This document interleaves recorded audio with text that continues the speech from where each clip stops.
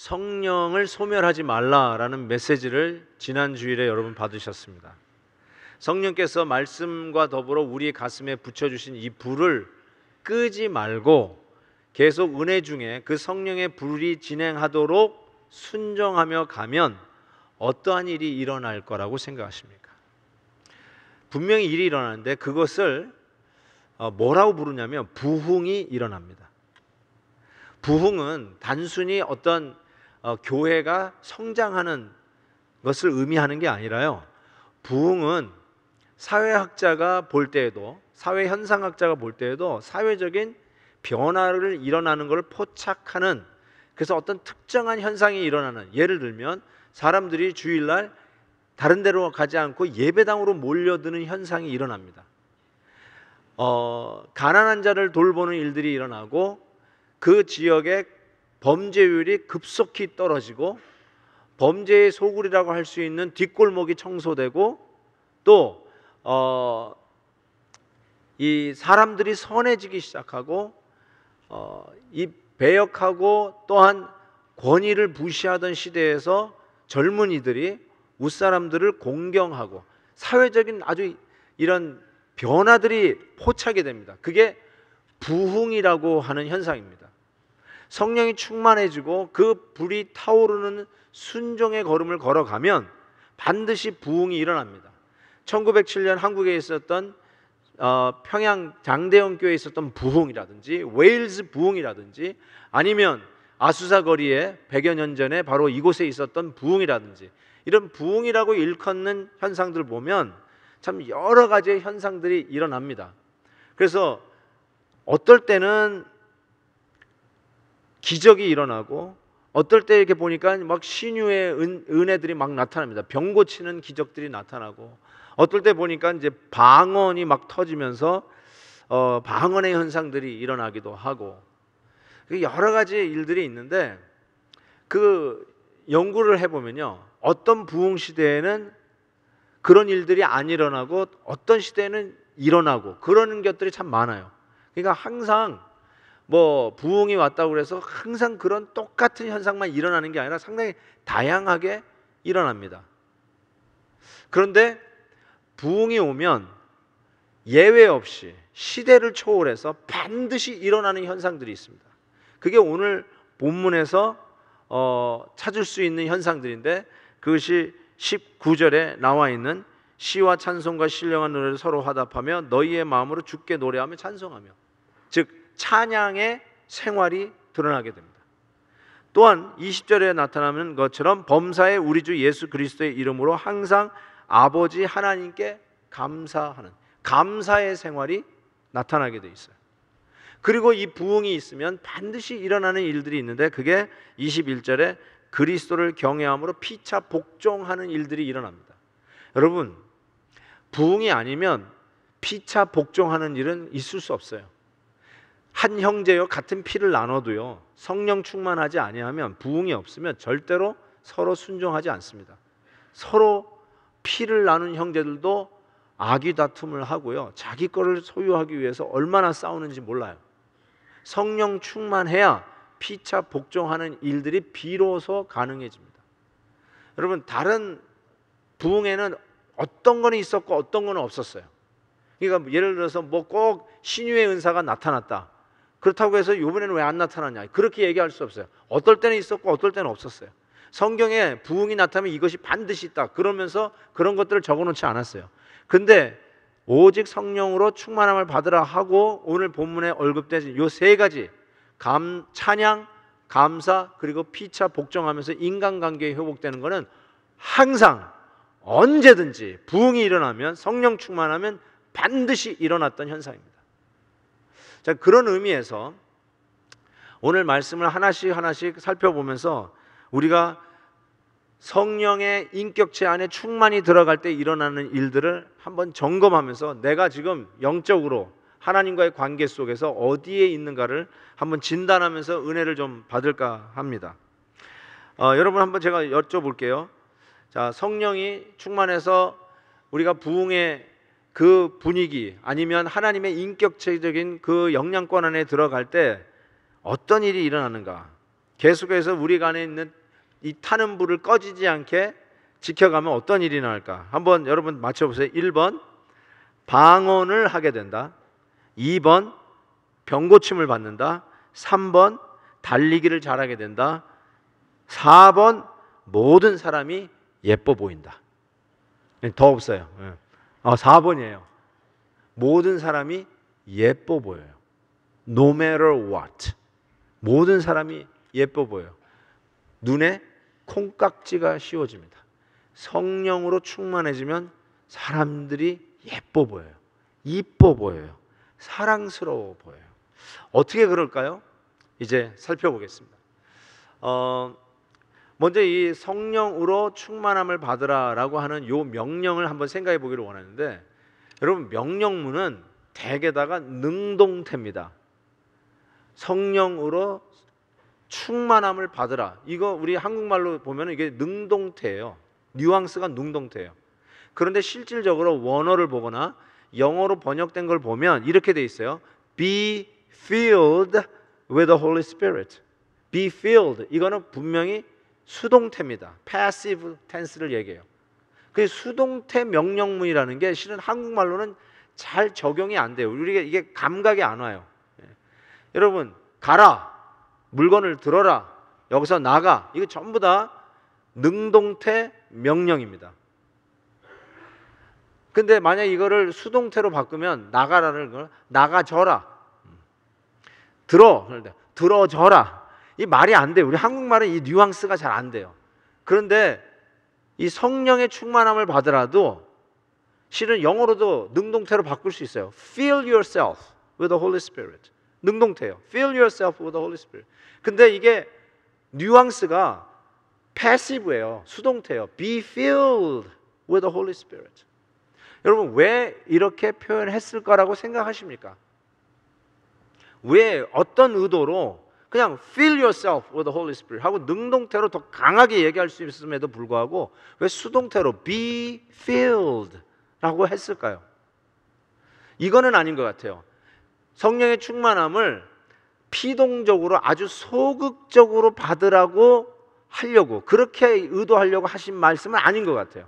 마치 사과나무 밑에서 사과나무가 떨어지기를 그냥 기다리는 그런 식의 소극적인 모습으로 성령 충만을 받으라고 말씀하시는 것은 절대로 아니에요. 그러면 왜 수동태로 얘기했을 거라고 생각하십니까? 저는 이렇게 생각합니다. 성령의 충만함을 받는 것은 이거는 어떤 인간의 능동적 아니면 조작적, 인위적, 억지로 아니면 전형적으로 어떤 곽구에 강압적으로 집어넣어서 만들어내는 작품이 성령 충만이 아니라는 뜻이에요. 성령 충만은 인위적이지 않습니다. 어떤 의도적으로 그런 세팅에 집어넣으면 일어나는 현상이 아닙니다. 그래서 성령 충만은 이거는 수동태일 수밖에 없어요. 왜냐하면 하나님이 은혜 주시기로 작정하고 저항할 수 없는 은혜를 주시면 받을 수밖에 없는 거예요. 저항할 수 없는 은혜, irresistible grace. 내가 받고 싶어서 받고 거절해서 거절되어지는 게 아니라 하나님이 우리에게 주권적으로 절대적으로 받으라 그러면 받을 수밖에 없는 게 성령 충만이에요. 그런 의미에서 성령 충만은 인위적 조작적 아웃컴이 아니라 하나님의 절대 주권적으로 우리에게 주어지시는 은혜입니다. 그래서 억지가 아니고 불편해 보이지 않고 성령 충만해지는 현상은 지극히 자연스럽습니다. Very, very natural. 억지가 아니에요. 제가 어렸을 때 약간 철이 들었을 때 방언을 하시는 분들을 보고 제가 방언을 받고 싶었어요. 전 방언을 못 받았을 때인데 나도 방언하고 싶었어요. 그거 어떻게 하면 될까 봤더니 방언 학교가 있더라고. 웃는 분은 아시는군요. 방언 학교 가신 분들. 예, 뭐 숨길 거 뭐 있어. 저도 갔었으니까. 그래서 방언 학교 가가지고 내가 이번엔 깊이 있고 방언 좀 받아야 되겠다고 했는데 들어갔더니 이렇게 하더라고요. 모르겠어요. 어떤 방언 학교를 나오셨는지 모르겠지만 제가 갔던 방언 학교는 무릎을 딱 꿇리더니 뭐 분위기가 삼삼해요. 그리고 손을 들고 눈을 약간 감고 그 다음에는 어떻게 하는 줄 아세요? 할렐루야를 시도 때도 없이 반복하면서 계속 혀를 굴리라는 거예요. 할렐루야 할렐루야 할렐루야 할렐루야. 그러면서요 음악이 고조가 돼요. 그리고 앞에서 인도하시는 분이 고성을 질러요. 그래가지고 분위기를 굉장히 업시키고 저는 솔직히 정신이 없어요. 정신이 없게 만들고 갑자기 막 계속 할렐루야를 반복하라고 그러고 심지어는 놀렐루야까지 반복하라고 하는데 할렐루야 놀렐루야 할렐루야 놀렐루야 그러다가 혀가 꼬부라지는 것 같으면 갑자기 머리 뒤통수를 딱 때리면서 합격! 그러더라고요. 세상에 뭘 이런 게 다 있나 싶어요. 예? 예. 여러분 좀 우습게 들리는데요 참 이런 학교가 있어요. 여러분 성령 충만은요 그렇게 인위적 의도적 강압적으로 나오는 게 아니에요. Be filled with the Holy Spirit. 패시브예요. 하나님께서 우리에게 절대적인 주권으로 주시는 아주 자연스러운 은혜예요. 그분의 인격체의 충만함에 들어가면 자연히 오는 은혜예요. 굉장히 내추럴하게 오지 인위적 어떤 세팅에서만 프로듀스 되는 작품이 인간 냄새나는 작품이 아니라는 거예요. 제가 이거는 아니다 해가지고 일어나 나왔어요. 여러분 성령의 충만함은 굉장히 우리에게 하나님의 절대적 은혜 속에 주어지는 자연스러운 현상이라고 할 수 있는데 그 첫 번째 자연스러운 현상이 찬양의 생활이라고 말씀을 드렸습니다. 이 찬양이라는 것이 그냥 노래 잘하는 사람들의 전유물 혹은 뭐 교회에서 얘기할 때는 성가대들 혹은 찬양팀의 전유물이라고 이야기할 수 있을지 모르겠지만 그거하고는 전혀 상관이 없습니다. 전혀 상관이 없어요. 요즘이야 교회가 뭐 세상에 거의 공개되었다고 얘기를 할 수도 있지만 옛날에 초대교회 당시 때 드디어 교회가 태동됐지 않았습니까? 오순절 성령 강림 사건과 더불어 비로소 역사에 등장한 게 교회입니다. 그 교회를 세상에서 들여다볼 때 이게 어떤 건가 하고 궁금하지 않았을까요? 도대체 저 사람들이 이렇게 쭉 모였다 지금 뭐 하는 사람들이야? 궁금했을 거예요. 세상이 우리를 어떻게 볼까 궁금하지 않습니까? 근데 옛날 이 초대교회 당시에 여러 고대 문헌들이 발견됐는데 로마의 집정관 플리니가 로마 황제 트라이안에게 보낸 서신이 발견됐어요. 그 서신에 참 흥미로운 것은 기독교인들, 크리스찬들이 어떠한 사람들인지를 묘사하는 장면이 나타나는데 이렇게 돼 있어요. 크리스찬은 정한 날 미명에 항상 모여서 하나님이신 예수님께 찬양하기를 번갈아 가면서 하는 무리들 이렇게 표현했어요. 그러니까 세상에서 우리 성도들, 기독교인들을 볼 때 어떻게 포착이 되냐면 저 사람들은 모였다 하면 찬양하는 거예요. 모였다 하면 쉽게 얘기해서 노래를 하는 거예요. 저 A동에서 또 모였대 저 사람들. 뭐해? 노래하더라고. 여기 B동에서도 모였대. 왜 또 거기서 또 모여서 뭐해? 노래하더라고. 크리스찬들에게 뚜렷하게 드러나는 현상이 뭐냐면 찬양이었어요. 찬양. 여러분 두 청춘 남녀가 사랑에 빠진 것을 어떻게 아는지 아세요? 내가 사랑에 빠진 줄 어떻게 아느냐? 어떤 분이 이렇게 얘기하더라고요.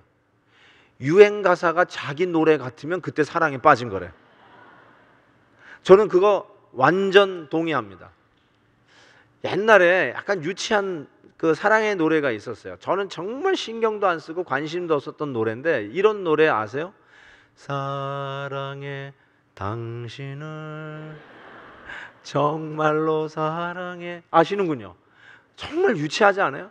특별히 그 뒷부분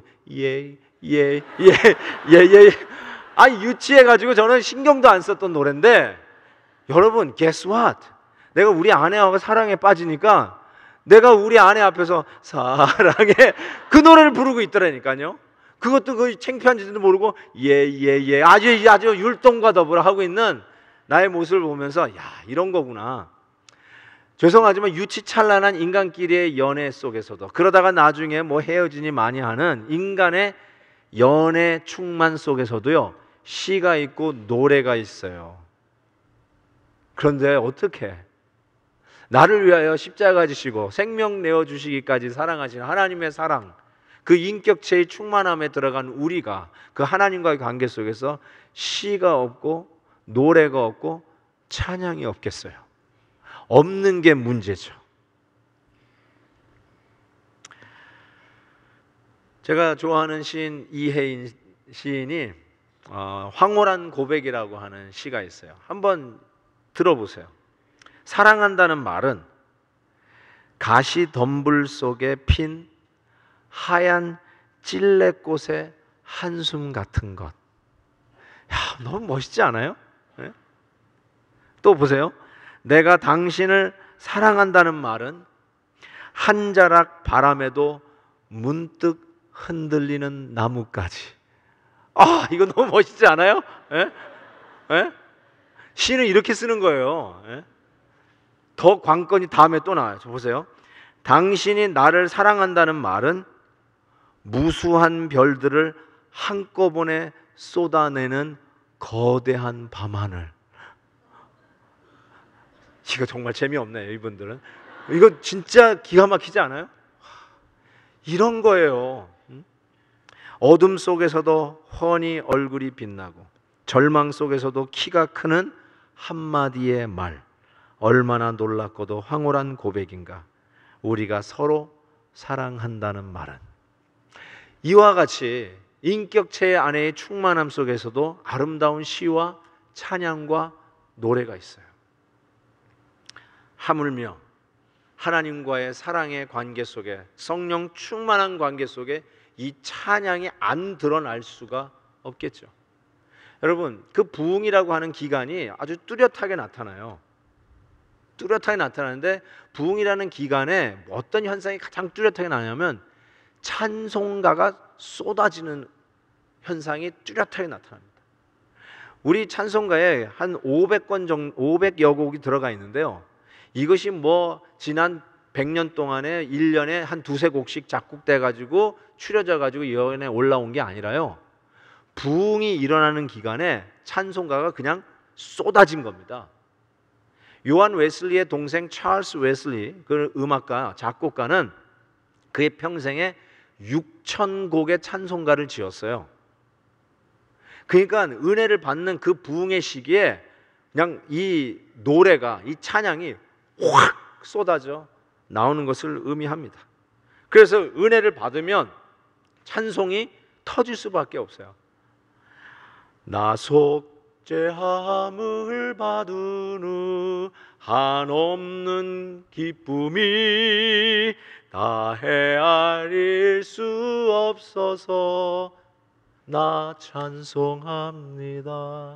여러분, 이 가사가 정확하게 어떤 의미인지를 우리는 이해할 수 있어야 돼요. 너무 감격스러워서 찬양할 수밖에 없고, 그냥 나를 보니까 어느 날 설거지하면서도 찬양하는 내가 발견되고, 운전하면서도 갑자기 보니까 내 입에서 찬양이 막 흘러나오는 거예요. 그게 왜 그럴까? 하나님과의 그 사랑의 인격적 충만 안에 들어가면 반드시 찬양이 나오게 돼 있고요. 너무 좋아서 그분 앞에서 그냥 노래를 하고 싶은 거예요. 오늘 말씀해 보니까 시와 찬송과 신령한 노래로 서로 화답하라고 하면서 이 찬양의 생활의 현상을 부흥의 현상으로 소개하고 있습니다. 학자들마다 조금씩 다르지만 이 시는 뭐고 찬송은 뭐고 신령한 노래는 뭔가? 이 시는요, 분명한 것은 시편을 얘기해요. 구약에 나타나는 시가서를 이야기를 합니다. 이거에 대해서는 어떤 다른 의견이 없어요, 학자들 가운데. 근데 그 다음에 나오는 이 찬양 혹은 찬미, 이 찬미는 예수님께서 최후의 만찬을 하시고 감난산에 찬송하며 갔더라라고 적혀져 있어요. 그 찬송이 아닐까? 혹은 바울과 실라가 감옥에 갇혔을 때 찬송했어요. 감옥에서 찬송했다고 그러는데 그 찬송이 아닐까라고 이야기하시는 학자들도 있고요. 혹자는 이것은 수직적인 찬양을 말할 때 쓰는 단어라고 해석하는 분도 있어요. 수직적 찬양? 그러면 수평적 찬양은 뭐죠? 당신은 사랑받기 위해 태어난 사람. 수평적 찬양이에요. 그런데 수직적 찬양, 왕이신 나의 하나님 내가 주를 섬기고, 이게 수직적 찬양이에요. 그래서 하나님께만 영광 돌려지는 찬양이 바로 이 찬미가 아닐까라고 이야기하시는 성도님들도 계시고요. 또 하나, 이 마지막에 신령한 노래라고 한 건 도대체 어떤 의미일까? 아까 예수님이 감난산에 갈 때 부르는 찬양이라든지 바울과 실라가 감옥에서 부르는 찬양은 악기 없이 부르는 찬양이라면, 이 신령한 노래는 모든 악기를 총동원해서 오케스트라와 올겐, 피아노, 심지어는 드럼 셋 이런 거 다 동원해서 함께 악기와 더불어 부르는 찬양이 신령한 노래라고 이야기하시는 분도 있고, 혹자는 이 신령한 노래는 굉장히 스판테니어스한, 즉 영감 있는, 그 자리에서 하나님이 은혜를 쏟아부으실 때 즉흥적으로 나오는 찬양이라고 이야기하시는 분도 있어요. 예를 들면 그 은혜가 쏟아지면, 예를 들어서 핸델의 오라트리오 같은, 메시아 오라트리오 같은 거는 하나님이 은혜를 주시니까 그 대곡을 몇 년에 걸쳐서 작곡한 게 아니라 은혜를 주시는 그 영감 있는 가운데 그 순간에 훅 써버리는 거예요. 그냥 영감 주신 대로 그 자리에 써요. 핸델의 메시아라든지 하이든의 천지창조라든지 그냥 은혜 주신 대로 훅 써가는 거야. 아마 찰스 웨슬리가 은혜를 받으면 6,000곡씩이나 작곡할 수 있었는 이유는 영감 주신 대로 그 자리에서 감동되어 쓰는 찬양을 이야기하는 것일 겁니다. 바로 이와 같이 하나님이 은혜를 주시고 그 인격체의 충만함에 들어가면 반드시 찬양의 현상이 나타납니다. 이건 뭐 내가 음악을 안 좋아해서 나는 뭐 가라오케 이런 거 안 해. 난 노래방에 갈 이유가 없어. 그러니까 이건 나와 상관없어. 그러면서 나는 노래 실력이 없기 때문에 나와 상관없다고 얘기하는 분이 혹 있을까 봐 말씀드리는데, 이거는 노래 실력하고 전혀 상관없는 얘기입니다. 아까도 얘기한 것처럼 연애하면은 충만해지고, 연애하면 시인이 되어지고, 연애하면 노래를 불러주고 싶고 잘해주고 싶은 그런 마음이 충일되는 그 감동이 결국 찬양이라는 것으로 나타나요. 이 찬양도 시와 찬미와 신령한 노래로 그 다음에 서로 화답하라는 말에 집중할 필요가 있어요. 누가 앞에서 노래를 불러주는 원웨이 찬양이 아니라 화답, 서로 불러주는 거죠. 저는 이 찬양이 꼭 노래라고만 생각하지는 않아요. 영어로 얘기하는 그 praise가 꼭 노래는 아니에요. 전부 다 노래를 의미하는 건 아니에요. 예를 들면 Don't praise me too much, 나 비행기 태우지 마 할 때 그 praise는 나를 위해서 노래를 많이 불러달라는 거야. 나를 너무 띄우지 마라, 비행기 태우지 마라, 나를 너무 높이지 마라, 나를 너무 칭찬하지 마라. 칭찬이 praise예요. 칭찬. 그러니까 칭찬을 할 때 그 칭찬을 가지고 서로 화답하는 것을 의미합니다. 이 화답이 은혜 받은 흔적이에요.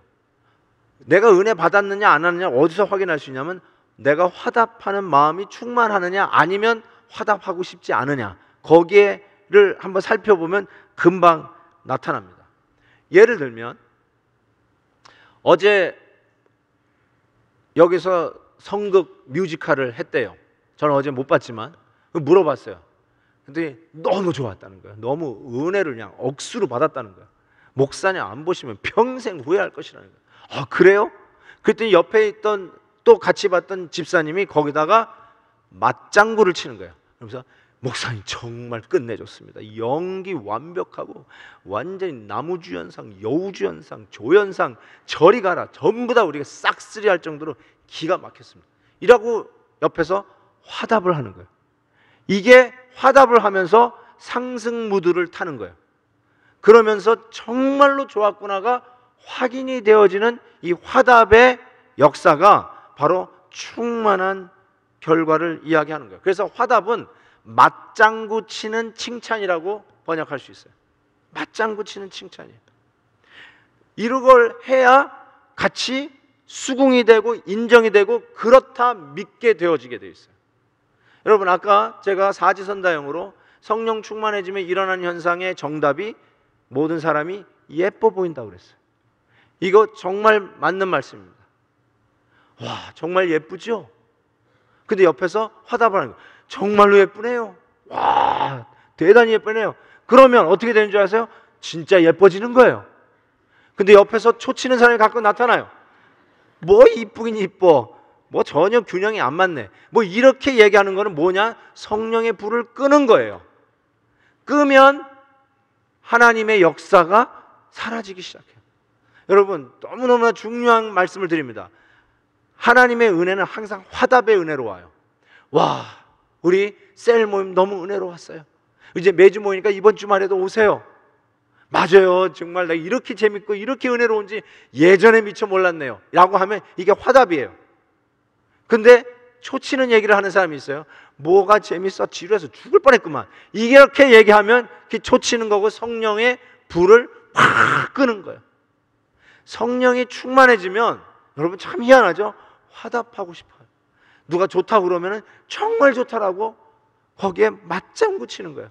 이쪽에서 박수 치면 이쪽에서 춤을 추면서 화답을 하고 맞장구를 쳐요. 그게 은혜예요. 교회는 늘, 성령 충만한 교회는 늘 맞장구 치는 화답의 은혜가 있어요. 맞장구 치는 화답의 은혜가 있기를 주의 이름으로 축원합니다. 그래서 모두가 다 미인이 되고 아름다운 사람이 되는 거예요. 은혜 받으면 전부 다 이뻐 보여요. 누구는 아직도 안 이뻐 보인다? 화답의 은혜를 덜 받으셔서 그래요. 서로 격려하십시오. 또 한 가지 생각해 볼 수 있는 게 있는데요. 범사에 하나님 아버지께 감사하는 현상이 나타납니다. 오늘 본문에도 있지만 범사에 우리 주 예수 그리스도의 이름으로 항상 아버지 하나님께 감사하라 그랬습니다. 여기에 포인트가 범사입니다. 항상 범사에. 여러분, 어떤 좋은 일이 일어나셨어요? 아들이 좋은 대학에 가셨어요? 혹은 직장에서 프로모션 되셨어요? 이런 일이 있을 때 감사하는 거는 특별한 믿음이 필요 없습니다. 신앙인일 필요가 없어요. 누구든지 할 수 있는 감사예요. 좋은 일이 일어났으면 감사하는 마음을 갖는 거는 누구든지 할 수 있습니다. 특별한 은혜가 필요 없어요. 아주 힘세고 강한 믿음이 필요 없어요.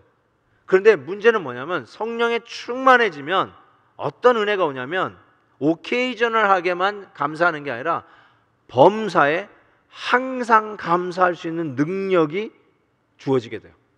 범사에 항상 하나님께 감사할 수 있는 사람이 돼요. 여러분이 성령 충만하느냐 하지 않느냐 어떻게 검증할 수 있냐면 나에게 감사가 있느냐 없느냐 항상 범사에 그거 확인해 보면 정확합니다.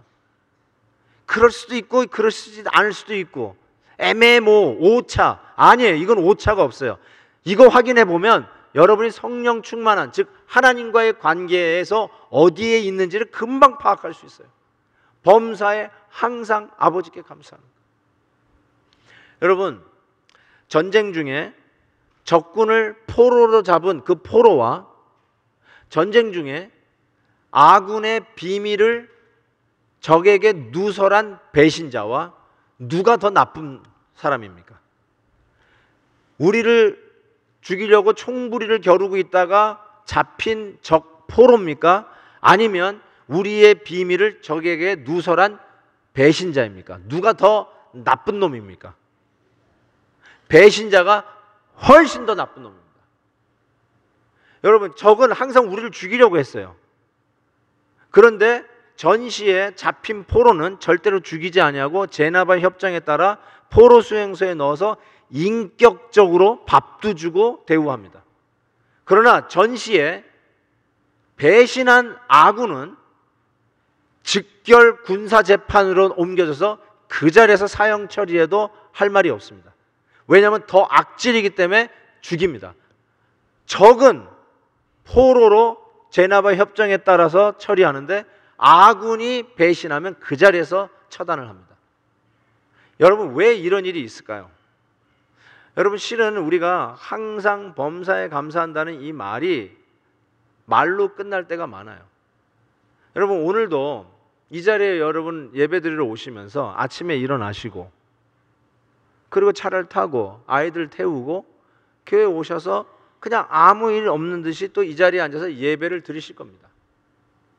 아침에 일어나 봤더니 지붕이 날아가 버리지 않았고요.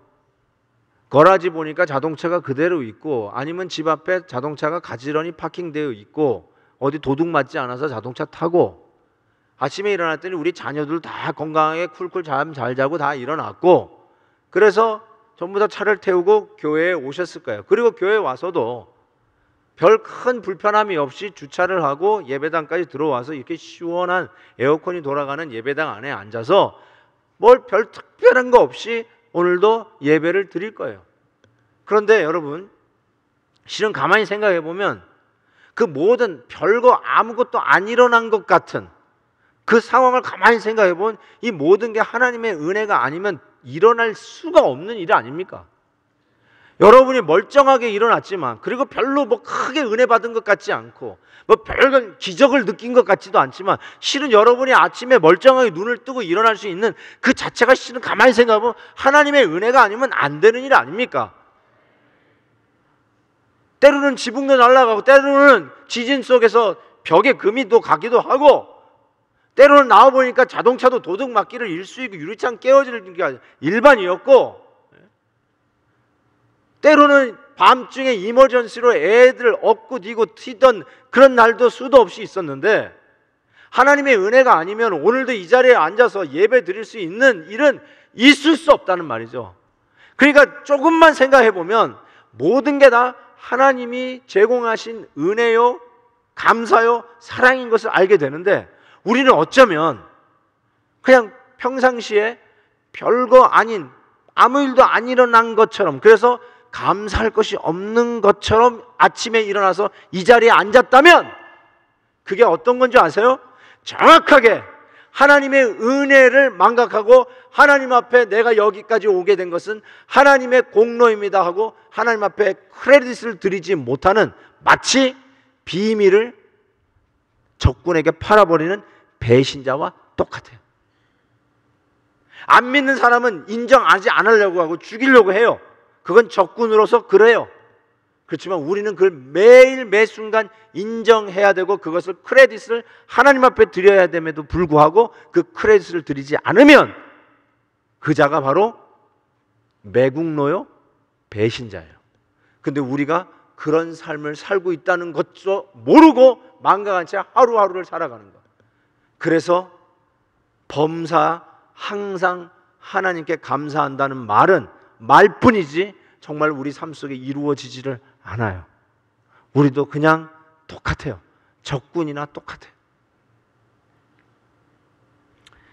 여러분, 말세지말의 현상이 감사하지 않는다는 것이라고 로마서 1장에 밝히고 있어요. 하나님을 알되 하나님을 영원롭게도 아니하고 감사하지도 아니한다. 이 말세지말의 현상이 감사하지도 않는데, 감사하지 않으면 이게 어떤 일이 벌어지나? 뭐 감사하지 않으면 뭐 별로 해로울 거 있나? 감사하면 좋고 감사하지 않아도 별로 뭐 nothing to lose. 그런데 여러분, 성경은 어떻게 하는 줄 아세요? 감사하지 않으면 이런 결과가 납니다. 28절에 보니까 하나님 두기를 싫어하며 하나님께서 그들을 상실한 마음대로 내버려 둬서, 29절, 모든 불의, 추악, 탐욕, 악의, 시기, 살인, 분쟁, 사기, 악독이 가득하고 수군수군하는 자가 돼요. 이게 감사하지 않으면 뭐 그냥 했으면 좋겠지만 안 해도 그만이 아니라, 감사하지도 않고 범사에 항상 하나님 앞에 감사하지 못하면 이런 결과가 나온다는 거예요. 살인보다 더 악한 게 감사하지 않는 마음이라고 성경이 이야기한다고 할 수 있어요. 고린도전서 4장 7절에 아주 사도 바울이 고린도 교회를 향해서 아주 핵심 있게 때린 말씀인데, 누가 너를 남달리 구별하였느냐? 네게 있는 중에 받지 아니한 것이 무엇이냐? 네가 받았은즉 어찌하여 받지 아니한 것 같이 자랑하느냐? 뭘 얘기하는 거야? 다 받았다는 거예요. 일어나는 힘도 하나님 앞에 받았고, 보는 시력도 하나님께 받았고, 말씀을 듣는 시력, 이 청력도 하나님께 받았고, 내가 오늘 운전할 수 있는 이 근력도 하나님께 받았고, 하나님이 내게 건강하게 일할 수 있는 직장도 하나님의 은혜로 받았고, 건강하게 자라가는 우리 자녀들 이 선물도 하나님께 받았고, 평안한 가정, 좋은 교회 다 하나님의 은혜로 받았음에도 불구하고 어찌 안 받은 것처럼, 스스로 잘나서 얻는 것처럼, 자기가 땀 흘려서 얻은 것처럼 그렇게 자랑하고 사느냐? 다 받았으면서 왜 안 받은 것처럼 감사하지도 않고 살아가느냐? 라고 지적하고 있어요. 여러분, 감사는 항상 범사에 하는 것입니다. 이걸 하지 않으면 여러분 어느 순간에 여러분이 입술에 불평이 따라붙기 시작해요. 틀림없습니다. 시작할 때는 예배 드리는 것만 해도 감격스러웠어요. 그냥 눈물이 줄줄 나요. 예배당 자리에 앉아도 울음이 나요. 너무 좋아서. 나 같은 사람을 쓰시는 하나님 앞에 너무 감사해서 주보를 나누어주는 일만 해도 너무 고맙고, 나 같은 자가 찬양대에 멤버로 쓰는 것도 감격스러워서 연습 시간에 절대로 안 늦어요.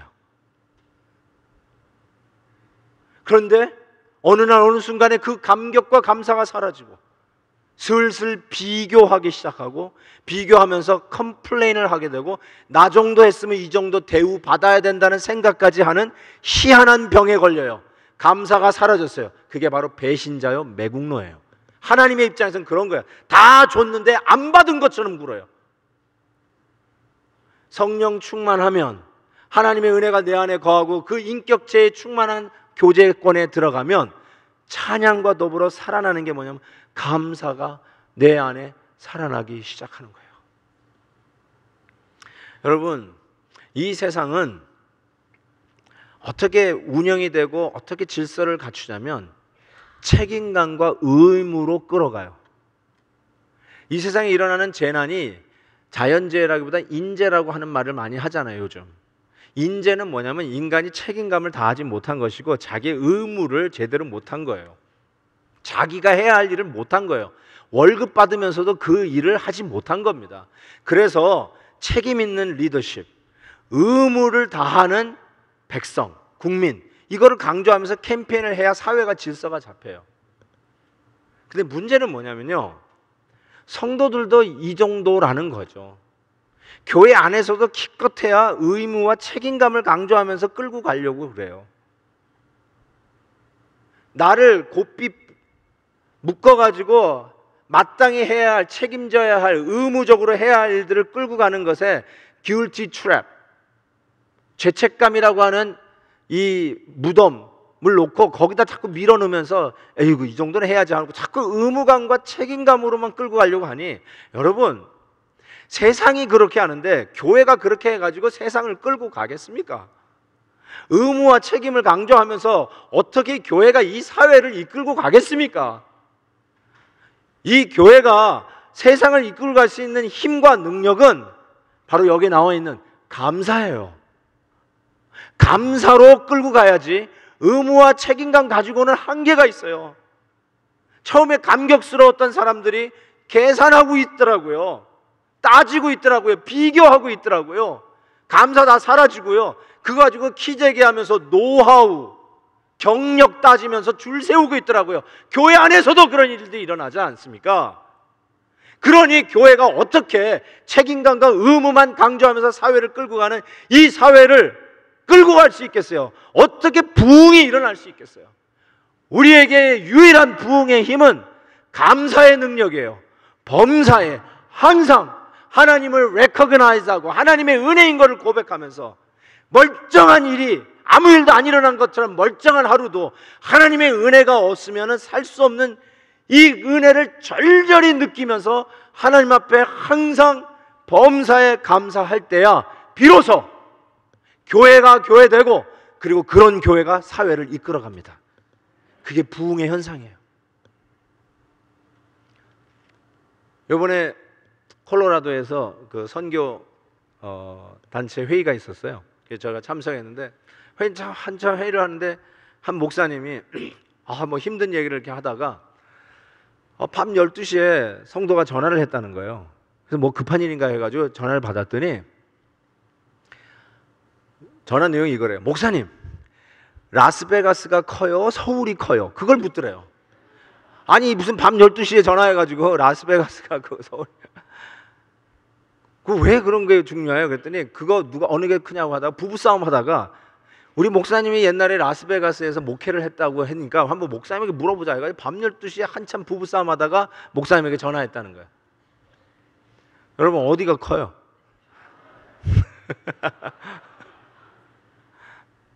이 목사님이 말이죠. 아이 그게 말이야 서울이 크지 않겠냐 막 이렇게 얘기하다가 옆에서 사모님이 아니야 라스베가스가 더 커 인구는 서울이 많으니까.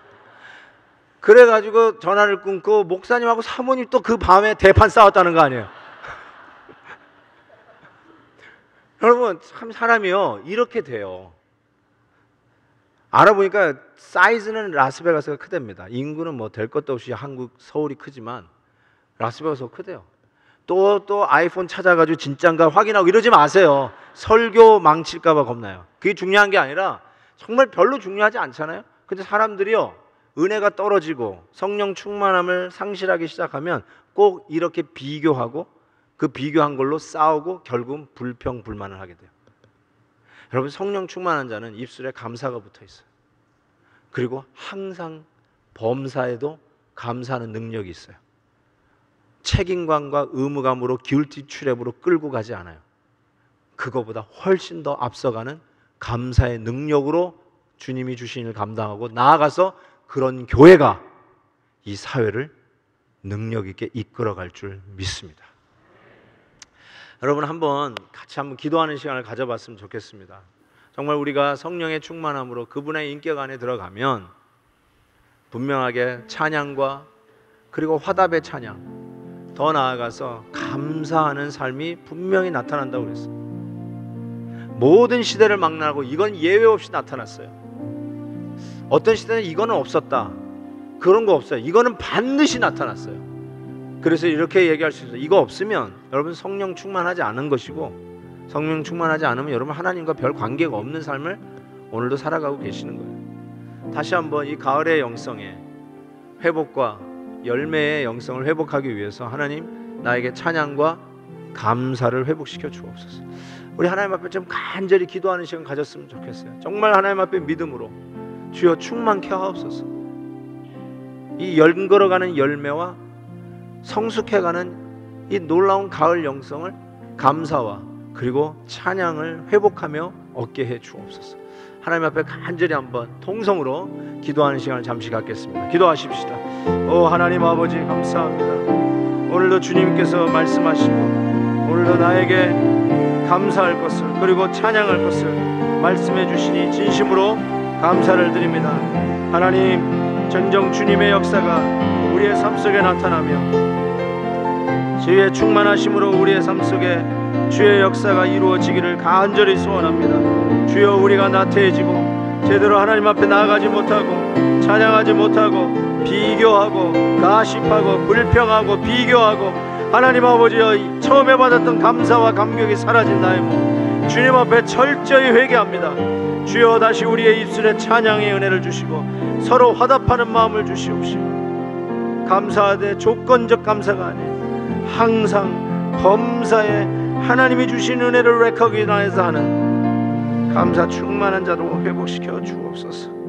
하나님 감사합니다. 정말 이러한 사람 되기를 원합니다. 우리의 입술을 열면 주님 찬양하고 우리가 입술을 열면 감사하는 하나님의 사람들 되기를 원합니다. 성령 충만한 자 되게 하시고 우리 교회가 또 찬양과 감사로 충만하여 이 시대를 이끌어가는 능력 있는 교회 되게 하여 주시옵소서.